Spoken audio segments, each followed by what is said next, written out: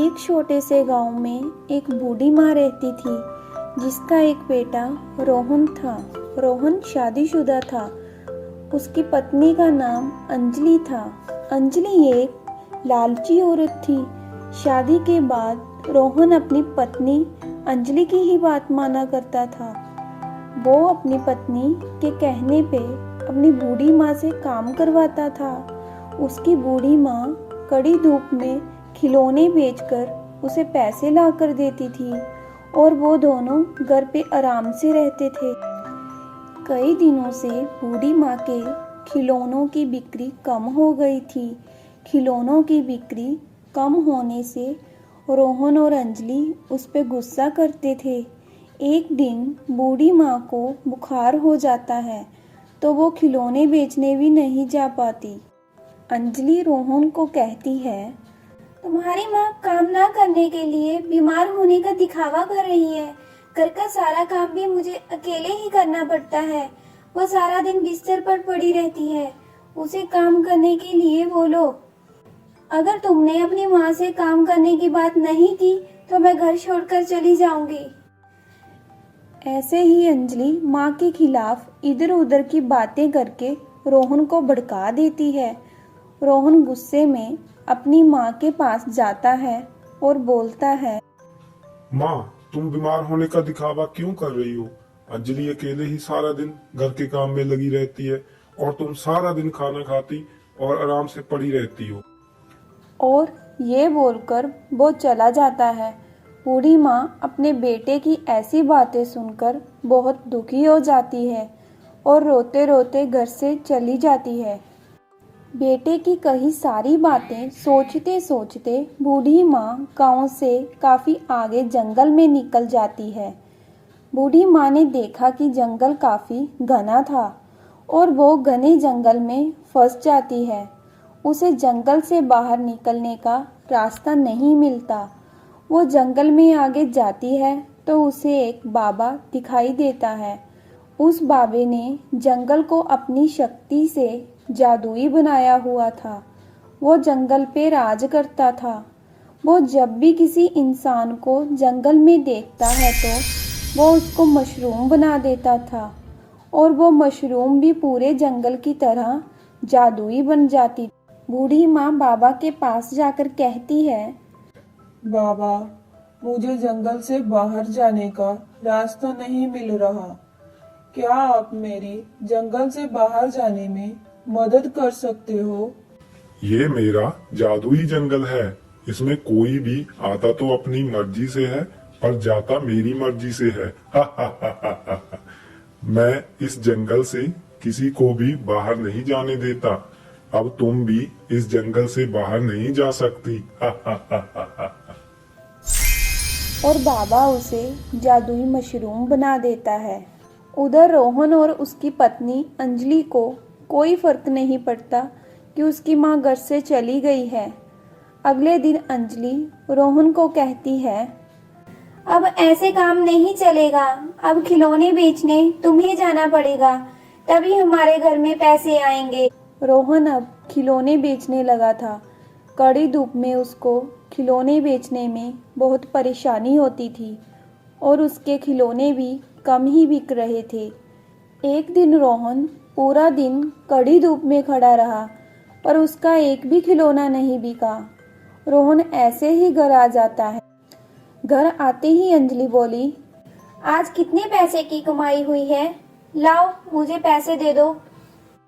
आज एक भी खिलौना नहीं बिका और एक भी पैसे की कमाई नहीं हुई। अंजलि गुस्से से बोलती है, क्या एक भी पैसे की कमाई नहीं हुई? तुम भी अपनी माँ की तरह निकम्मे हो। जाओ कहीं से भी पैसे कमा कर लेकर आओ। अब तभी घर वापिस आना जब तुम्हारे पास पैसे हो। अरे, इतनी रात को मैं तुम्हें कहाँ से पैसे ला कर दूं? अंजलि उसकी एक नहीं मानती तो रोहन परेशान होकर वहां से चला जाता है। अंजलि कितनी लालची हो गई है। उसने पैसों के लिए मुझे इतनी रात को ही घर से निकाल दिया। चलते चलते वो जंगल में चला जाता है। उसे बहुत भूख लग जाती है। चलो आगे चलकर कुछ खाने के लिए ढूंढता हूँ। वो काफी ढूंढता है पर उसे खाने के लिए कुछ नहीं मिलता। अंत वो एक पेड़ के नीचे उदास होकर बैठ जाता है। तो उस पेड़ के पास ही उसे बहुत सारी मशरूम दिखती हैं। तो वो एक मशरूम को खाने के लिए तोड़ने जा रहा था। अगर ये मशरूम जहरीली हुई तो मैं मर भी सकता हूँ। मैं तुम्हारी उदासी का कारण जानती हूँ। वो मशरूम को बोलती देखकर डर जाता है। डरो मत, मैं एक जादुई मशरूम हूँ। मुझे पता है तुम्हें बहुत भूख लगी है। मशरूम उसे खाने के लिए बहुत सारे पकवान देती है। मैं तुम पर कैसे विश्वास करूं?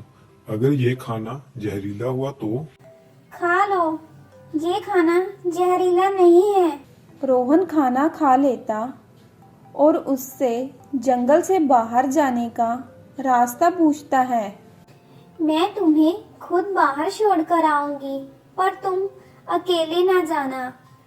अगर तुमसे कुछ गलती हुई तो ये जादुई जंगल तुम्हें भी मुझ जैसे एक मशरूम बना देगा।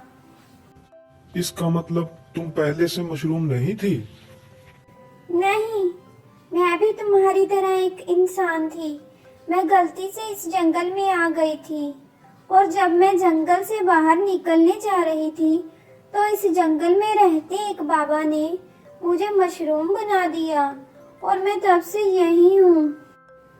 रोहन को इस बात का विश्वास नहीं होता और वो सोचता है, मैं आज रात को ही इस जंगल से निकल जाऊंगा। रात को जब मशरूम सो जाती है तो रोहन जंगल से निकलने लगता है। तभी बाबा उसे दूर से देख लेता है और उसके पास जाने लगता है। मशरूम को भी पता चल जाता है। बाबा रोहन के पास जाता है। मशरूम पीछे से बाबा की जादुई छड़ी उठा लेती है और बाबा पे मंत्र मारकर उसको मशरूम बना देती है और वो अपने आप को भी छड़ी की मदद से ठीक कर लेती है। रोहन देखता है कि वो मशरूम उसकी बूढ़ी माँ है, तो वो अपनी माँ को गले लगा लेता है और रोने लगता है। मुझे माफ कर दो माँ, मैंने तुम्हारे साथ कितना बुरा किया और आज तूने मेरी जान बचा ली। तुम इतनी रात को यहाँ क्या करने आए थे? माँ, मैंने अंजलि की बातों में आकर तुम्हें कितना कुछ बोल दिया था। इसके बाद अंजलि ने पैसे के लिए मुझे भी घर से निकाल दिया। चलो माँ, हम घर चलकर अंजलि को सबक सिखाते हैं। अब वो घर चले जाते हैं और रोहन अंजलि को अच्छे से डांटता है। अंजलि को अपनी गलती का एहसास हो जाता है और वो दोनों से माफी मांगती है। इसके बाद वो सभी मिलकर और प्यार से रहने लगते हैं।